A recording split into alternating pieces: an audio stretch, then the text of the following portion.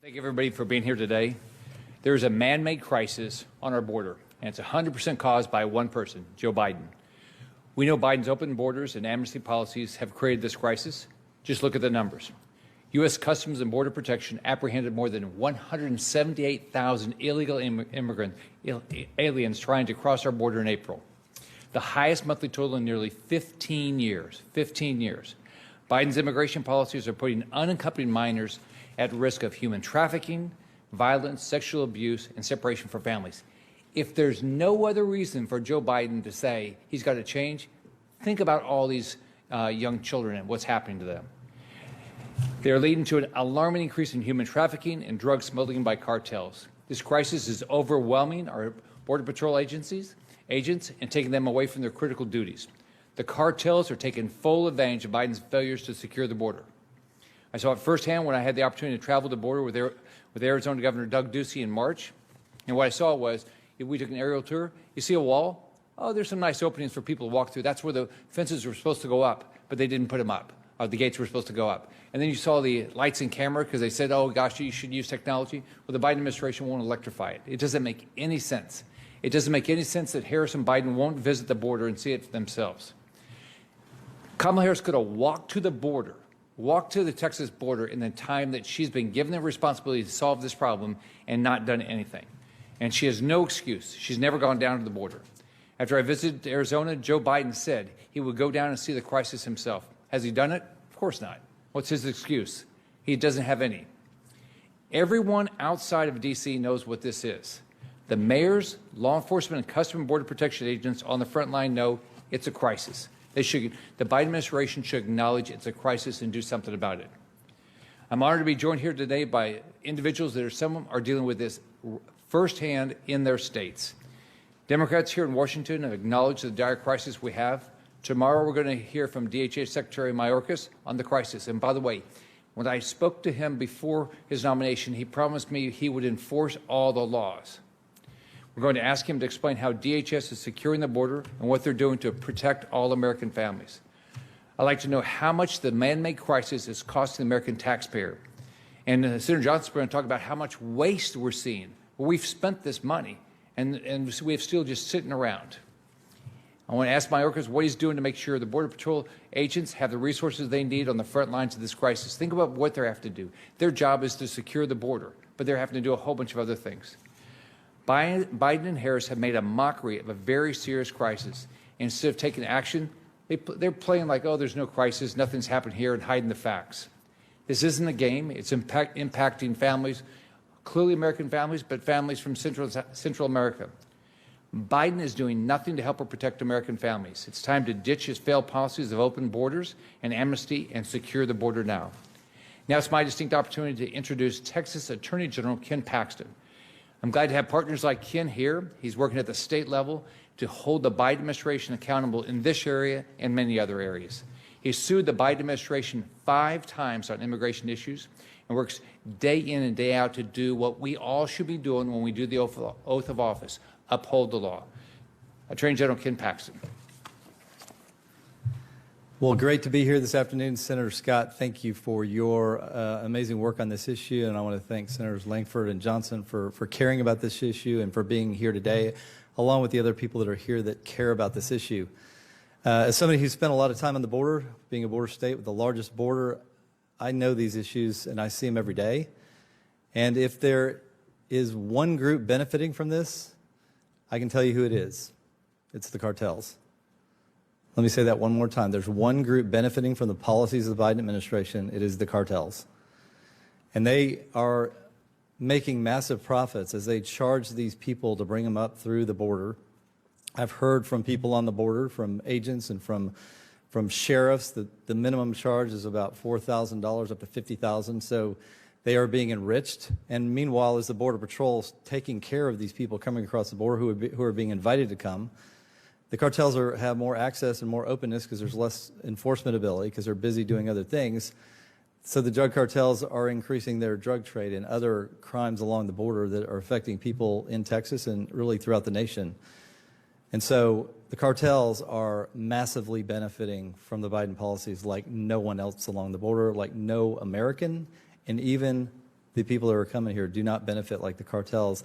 They end up being tied to the cartels because of the way this is happening. And so I have a few suggestions for the president, and these are not meant to be partisan. They are meant to be helpful, and I hope he'll listen, because I know he didn't have a lot of experience with this issue, and I think it would be really helpful first that if he would just follow federal law. There's a reason that we have elected representatives, and they put in place laws that he needs to enforce. From day one, he's announced that he's not doing that. Thus the reason Texas is suing the Biden administration over and over on these immigration policies, from saying that he's not going to deport anybody anymore, to letting criminals that are released from our prisons stay, and to not enforcing health laws as they relate to COVID and other issues that we're already experiencing issues with over the last year. So enforce the laws. 2, do some of these policies that have worked instead of going back to policies that have not worked. Under the Trump administration, we finally started getting some of these issues under control because we were building a wall, long-term solution that works. There's a reason they put a fence around the Capitol. How about taking the fence from the Capitol and putting it on the border? And instead of stopping Americans from visiting their capital, why don't we put that on the border and stop illegals from crossing our border? How about a little more transparency about what's going on? The American people have no idea where these people are going once they're brought here. I don't know where they're going. There's thousands of kids. Where are these kids going? Where are we putting them? I have strong concerns about where these children end up. That seems like something that should matter. These are suggestions that I think could make a huge difference. And my final suggestion to the president, again, he hasn't been to the border. His vice president hasn't been to the border. Come see what's happening. And even if you don't want to talk to the people that are doing their jobs down there, the federal officials, the state officials, the sheriffs, even if you don't want to talk to law enforcement, the people responsible for this job, at least meet with the victims of the crimes that are associated with illegal immigration. Talk to the families who have suffered loss, financial loss, because their properties are being destroyed, their animals are being released, their vehicles are being stolen. Or how about just talking to the families that have lost family members? I call on the president to do something that works. I call on the president to listen to these suggestions today and take action. We need his help. We want his help. And I'm grateful for these men and women standing behind me who care about the border, who care about my people, and who care about the American people. Thank you.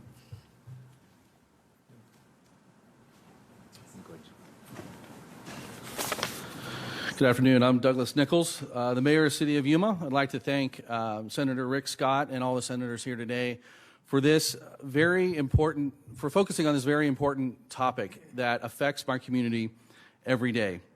I really want to provide a local context to the current situation along the border from the city perspective. Since February 15th of this year, almost 300 migrants have been released by the U.S. Border Patrol into our community, and most of which have been serviced by some of our local nonprofits. This represents about 400 people a day being interdicted by our Border Patrol sector.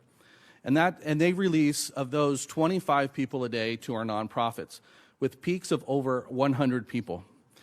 This does not even address or begin to address the numbers of people that are not interdicted by the Border Patrol.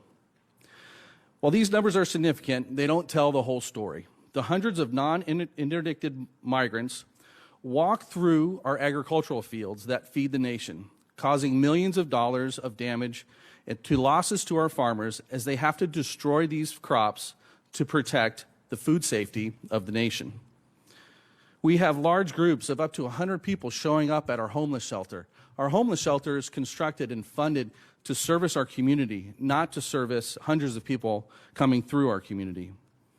And of the migrants that are interdicted, many of the females, including young girls, are brought to our Victim Crisis Center and tell a horrific story of sexual abuse and rape. And our law enforcement and victim advocates are helpless to do anything because these violations happen in other countries. In the last 2 weeks, we've had over 24 unaccompanied minors come across the Colorado River alone.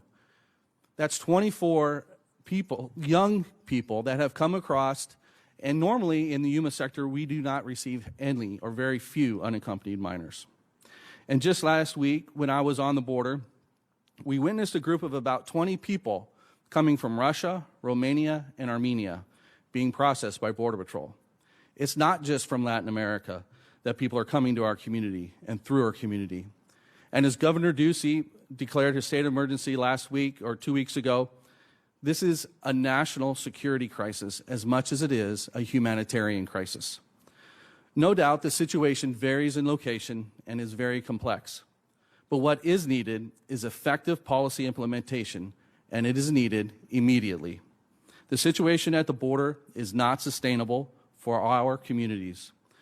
The trafficking of people is inhumane, and we as Americans cannot stand by and ignore the exploitation of people for any ideological perspective.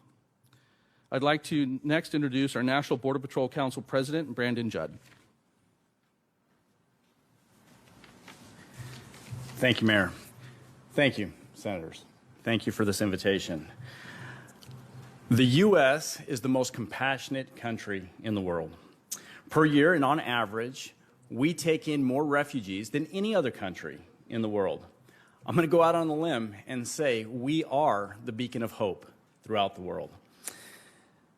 In short, when we don't enforce our laws, we allow human traffickers to take away that light that we've created. We allow a lawlessness to exist that has to stop. On Thursday of last week, Democratic Senator Kristen Sinema said, what is currently happening on the border is a crisis. And she's right. It is a crisis.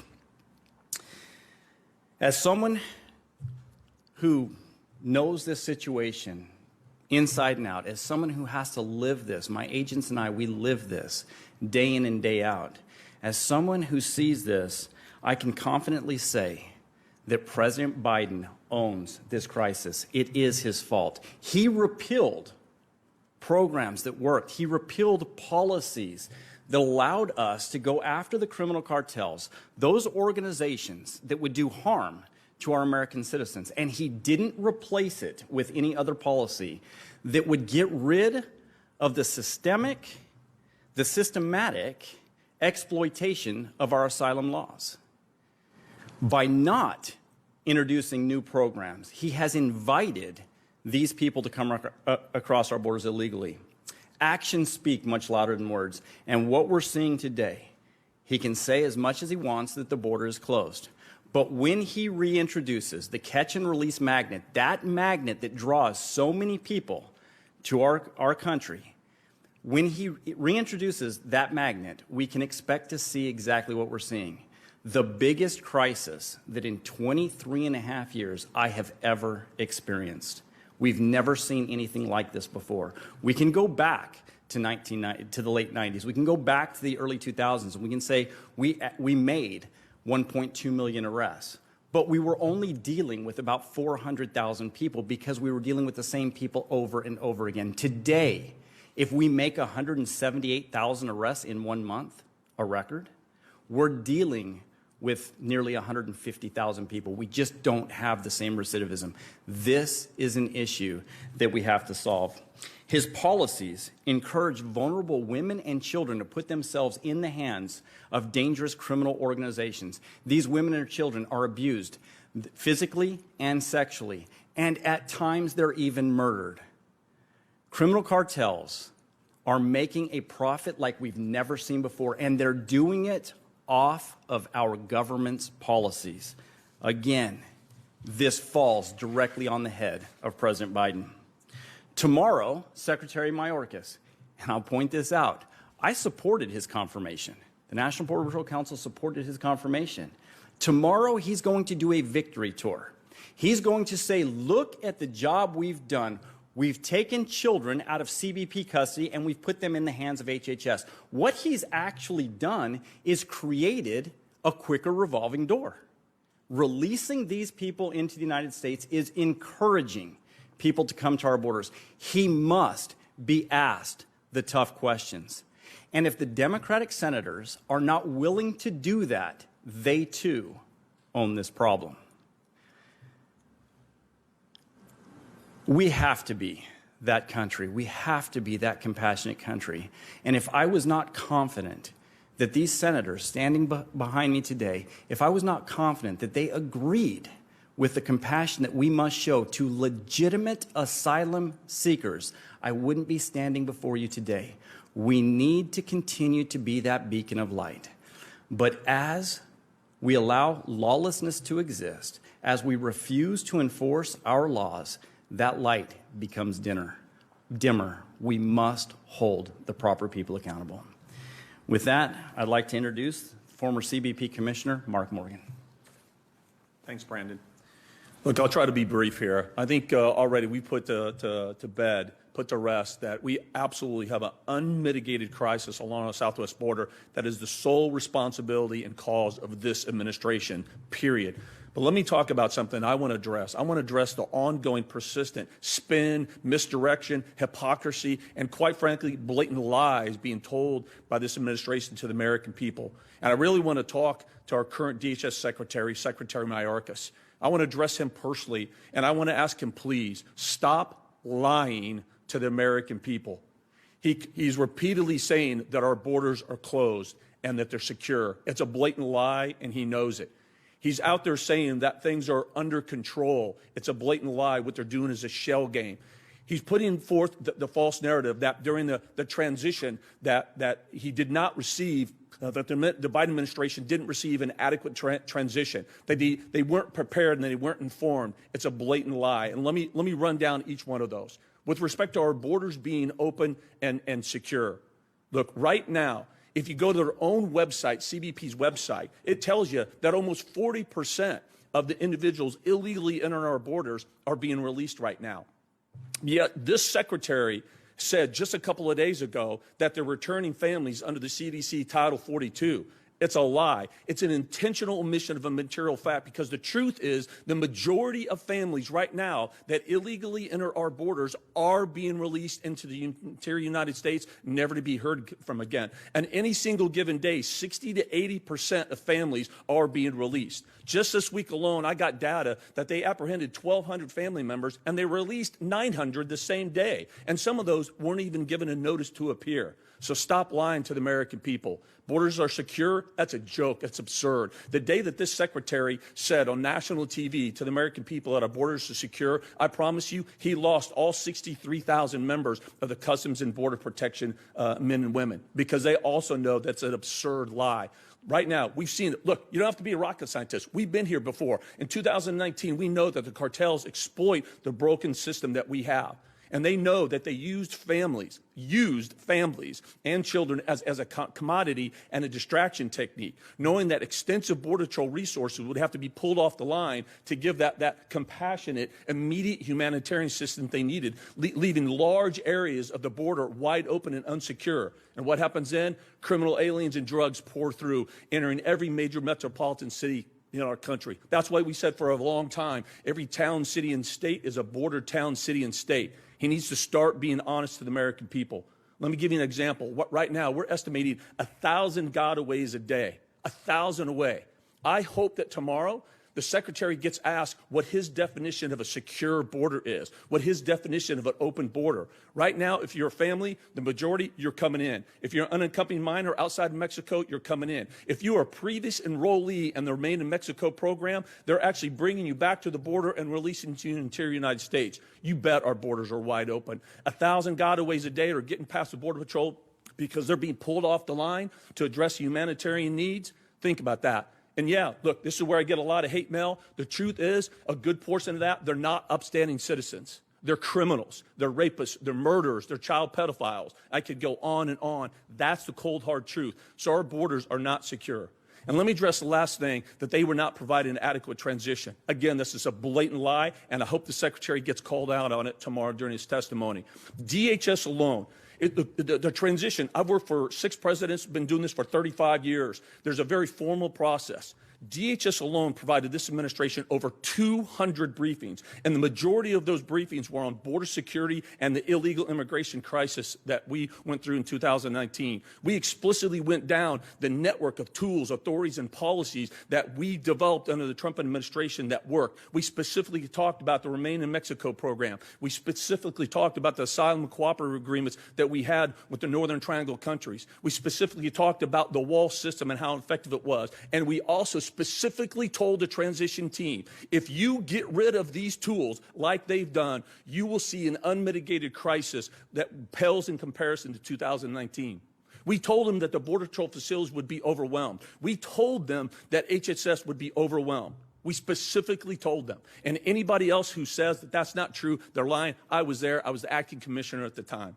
And I'll leave with this. I'm hoping, Mr. Secretary, Secretary Mayorkas, what we need is a secretary that's going to enforce the rule of law and actually be a secretary of Homeland Security and not a politician, just furthering the talking points and the ideologic hubris that we see going on right now. With that, it's my pleasure to introduce Senator Barrasso. Well, the Biden border crisis is here to stay. We have all seen it firsthand. We've been to the border. We've witnessed what the Border Patrol is talking about, what the elected officials from Texas and Arizona are talking about. And we are here standing with them, and we are part of their fight to secure the border. And it's not just Republicans. The Democrat senators from Arizona have also called this a crisis on the border.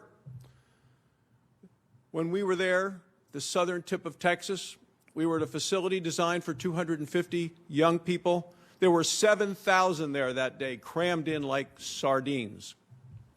You take a look at some of the numbers, they're talking about over 175,000 detainees this month alone. That is on a path for 2 million this year. I mean, think about it, 2 million. That's 4 times the population of my home state of Wyoming. And Joe Biden says it's not a crisis. It is a crisis. It's chaos. It is a catastrophe. And it's all a result of Joe Biden failing to secure our nation's border. Secretary Mayorkas will be in front of us tomorrow, finally. We've been asking for this for weeks and weeks, for him to be able to come and to appear before our committee. We've also been asking for information from DOJ and from Homeland Security, that we've written multiple letters, done multiple contacts, reached out to their staff, asked over and over again for just basic information that would tell us what's going on at the border. They have done to us what they've done to the media, blocked us out. Most of you in the media are not invited to be able to come to the border. You're not included in that. That's why many of us had to go to the border for ourselves, to actually shoot video, to take pictures, and to be able to show what's happening there. Because the important thing that we know is we can pass law, we can do oversight, but if the executive branch doesn't carry out the law, then none of this works.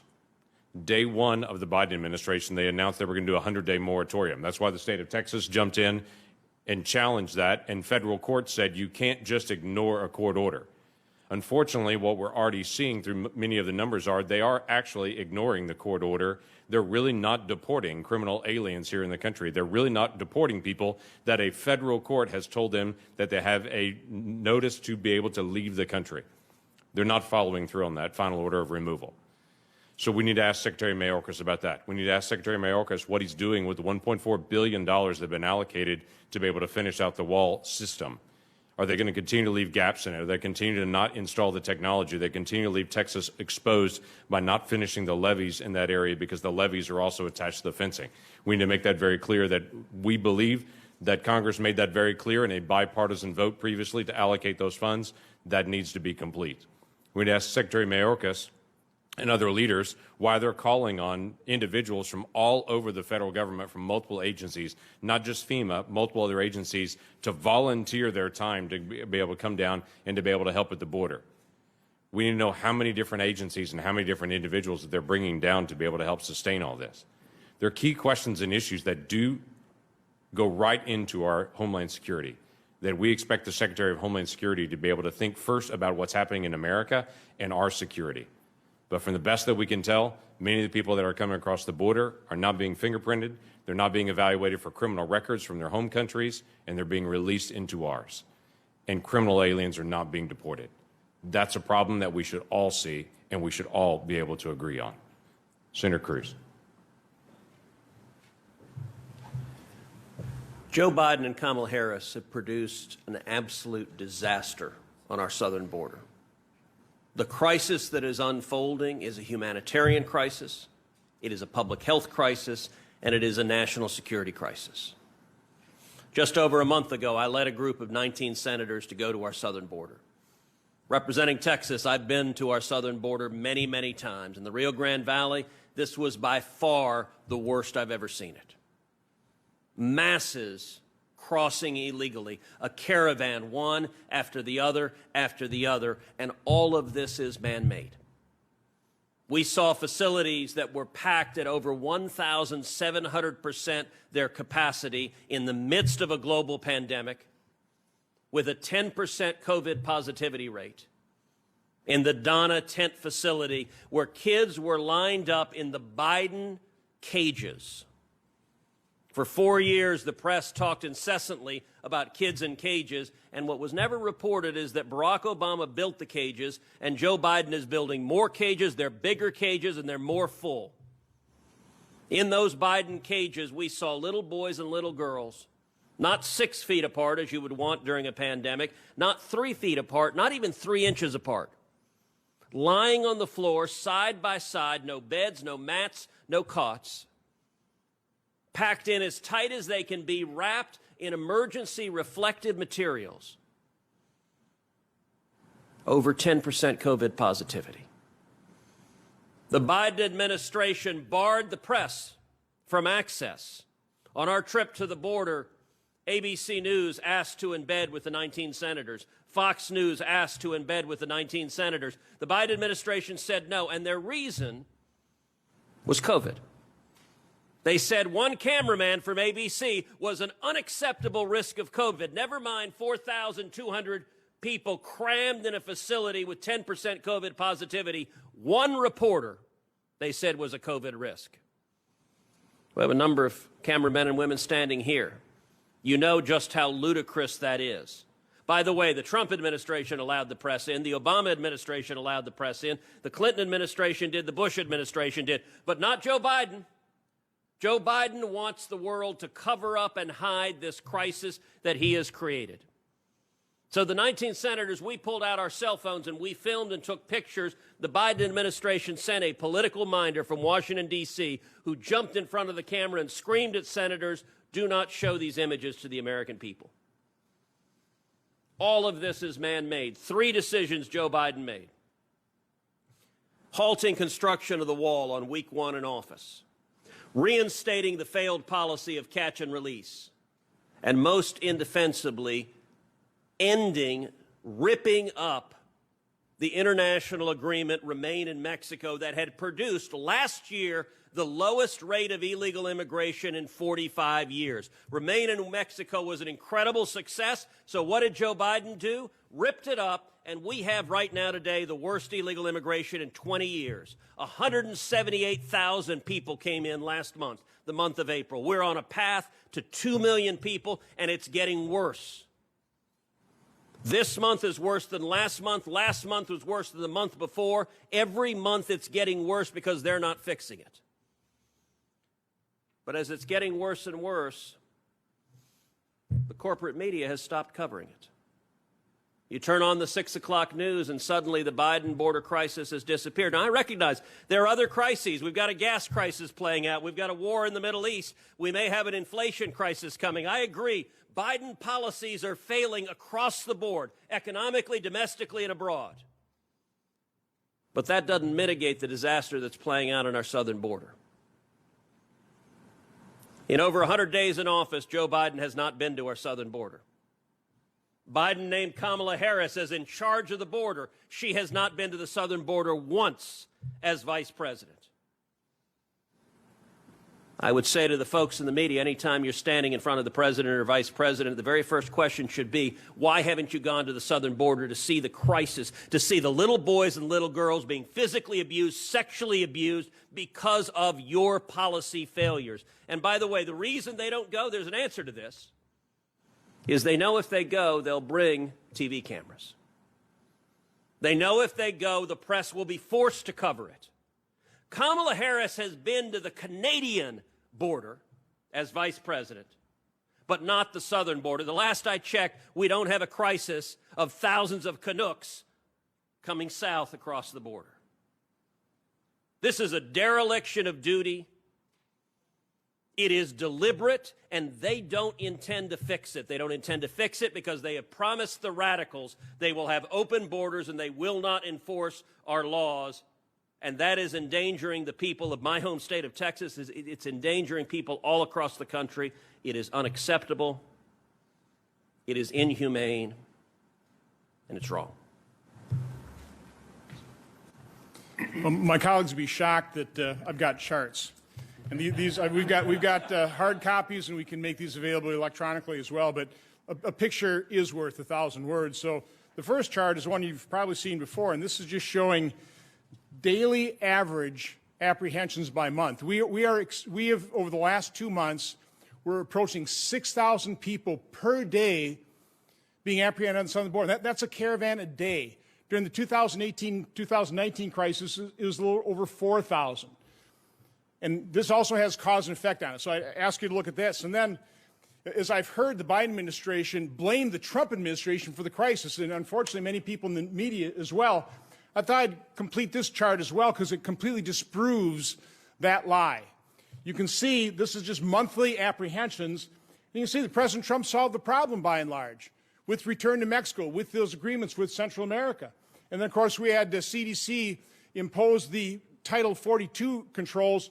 We had this problem solved until President Biden took office, and there's the picture proof that this is his crisis. My next point. Both President Biden and Vice President Harris knew full well, the inhumanity, the human depredations that their policies would cause. Vice President Harris was on my committee. She was there when we heard testimony of children being sold, one for $84, of the fact that little girls are given birth control because such a high percentage of them will be raped. They heard stories of the kidnappings, of the beatings, of the ransoms, of the sexual servitude, of the involuntary servitude. We had a picture of a 2-year-old face down, drowned in the Rio Grande. As Mark Morgan said, they were warned about this. They knew their policies would create this human depredation, this inhumanity. And yet they blew up the successful policies of the Trump administration. You have to ask why. One final point, and this is a tragedy, that we have turned border security into a partisan issue. I introduced an amendment today in a Business Committee markup hearing that just said, let's complete the wall that's already paid for. We have about 250 miles of wall, unfinished, that's bought and paid for. It'll cost the American taxpayers $2 billion at least, whether it's completed or not. In 2006, 26 Democrat senators voted with Republicans for the Secure Fence Act. That was 700 miles of wall. Now, a lot of that wall was completely, awful. It just didn't work. So President Trump instead was going to build 700 miles of wall that worked. Including those Democrat senators were Barack Obama, Joe Biden, Hillary Clinton, Tom Carper. So back in 2006, Democrats also agreed if we want Homeland Security, we have to have border security. And now, in committee, not one Democrat voted to secure the border. Every Republican did. Our national security, our Homeland Security is put at risk because Democrats have turned border security into a partisan issue. It's a real shame.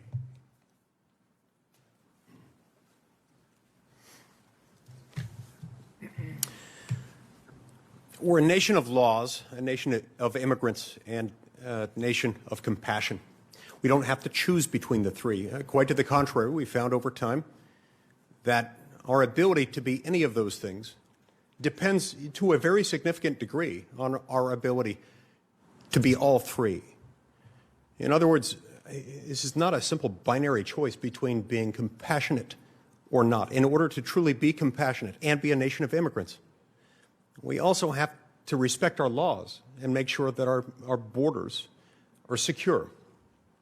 There's an ancient principle rooted in our legal system, inherited from England, called the attractive nuisance doctrine.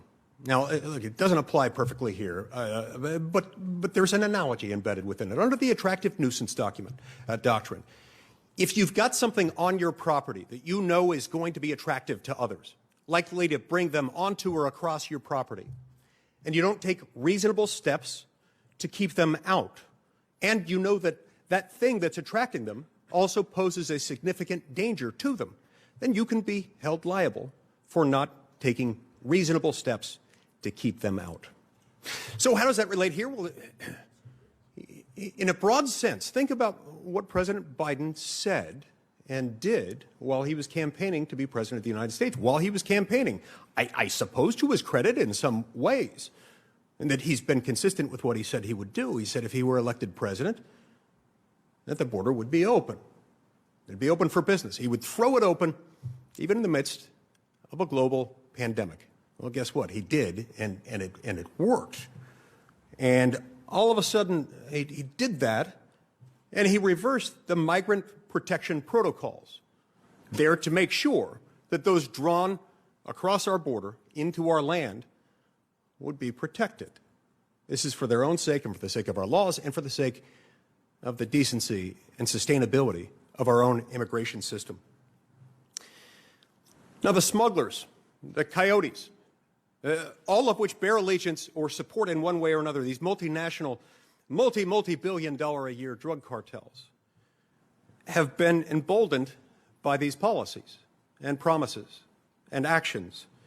And in fact, we found during our recent trip to the border that they're so comfortable operating in this space that they openly taunted Border Patrol personnel as we stood on the banks of the Rio Grande River. Openly taunted them. Now, whatever people might say, whatever the administration might say about itself, these are policies that have had real and tragic results.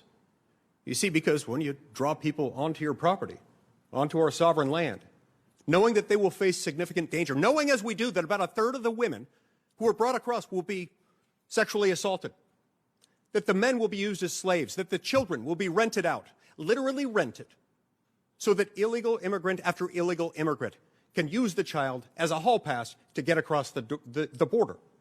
When you do that and you take vulnerable people from, mostly from Northern Triangle countries of Guatemala, El Salvador, and Honduras, who are in dire, desperate circumstances, and you know that in their desperation they might well try to get here, you better make darn sure that what you're doing is truly compassionate, if that's how you're trying to characterize it. Because what you're doing is putting them at a greater risk for harm, and you're putting at greater risk our ability to protect our border. One of the other things that we saw during our recent trip to the border, which was consistent with my experience living along the U.S.-Mexico border in southern Texas for 2 years, is that you will find no group of people more concerned about uncontrolled waves of illegal immigration than those living on or near the border, including and especially those who are the recent immigrants themselves, because it is their jobs, it is their families, it's their schools, their communities that are most immediately and most directly threatened.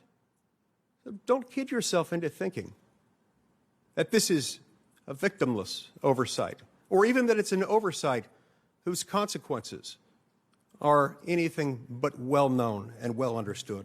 Look, the American people deserve to know. They deserve to know what consequences these policies and these refusals to enforce our laws are having. They deserve to know what ramifications they have as they empower cartels and coyotes and human traffickers. They deserve to know what's happening on our border. We can be and we must be a nation of laws and of immigrants and of compassion. Somos una nación de leyes y también una nación de inmigrantes y también una nación de compasión. Podemos ser los tres. Debemos de ser los tres. y tenemos que hacer los tres. Gracias. Thanks. All of us can answer any questions anybody has, but it's, you know, we all should be just disgusted with what Joe Biden's done. He's clearly put American security at risk, and he's enticed a whole bunch of people to take a harrowing journey that they're going to be abused. I mean, you can't imagine why a president of the United States would take an action like this that would put so many people at risk. So we'll be glad to answer any questions anybody has. Yes, sir. I wanted to ask about, there wasn't a lot of discussion about the Northern Triangle just now, but I wanted to ask if there's anything the administration can or should do with regard to the short-term issue where you talk about potentially 2 million crossings this year, with regard to any policies in the Northern Triangle. So look, the Northern Triangle faces severe issues of crime and cartel activity, and it faces severe poverty. But Biden's explanation that the cause of this border crisis, when he acknowledges that it exists, is somehow that poverty and that crime in the Northern Triangle is flatly contradicted by the facts. Senator Ron Johnson showed his chart a minute ago.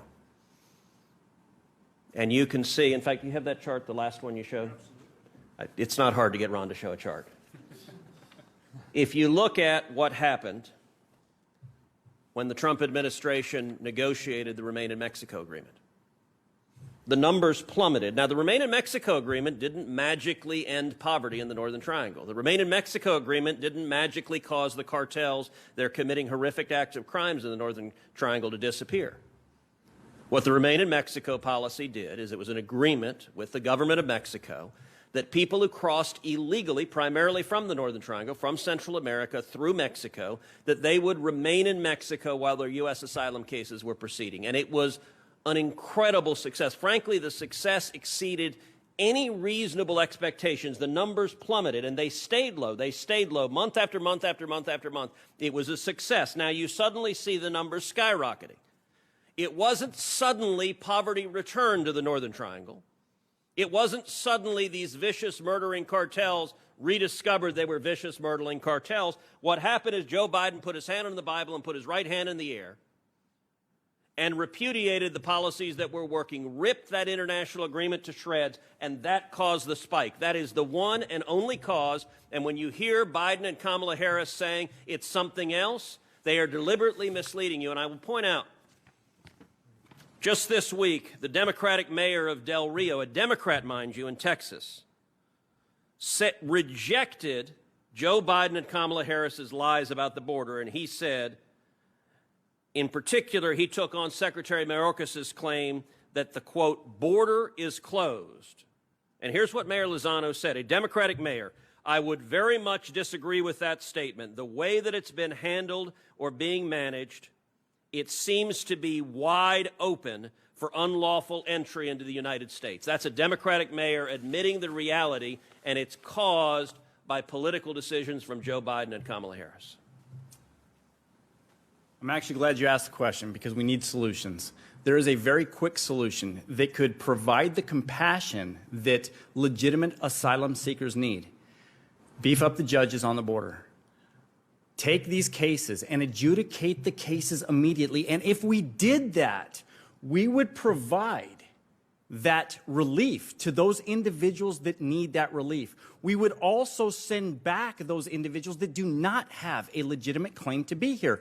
If we did that, if we stopped releasing people into this country, they will stop coming. It's been proven. President Trump proved that. And we can do it again. And it's a simple solution. But it's not a solution where the political will exists to make it happen. Put judges.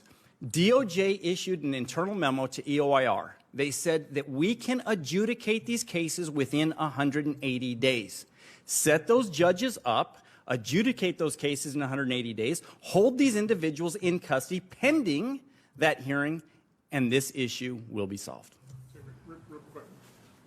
So what we've been talking about, and of course what this graph, this chart shows, is the pull factor. And that's what's caused this crisis. The Democrats are talking about, or President Biden's talking about the push factor, which is undeniable. The corruption, the impunity, the crime, the violence. But if you want to know what the root cause of that is, the reason we have drug cartels down there, because you have violence, is because of America's insatiable demand for drugs. So unless you can solve that problem really quick, fixing Central America is not the solution. We have to look at these pull factors, and we have to solve those.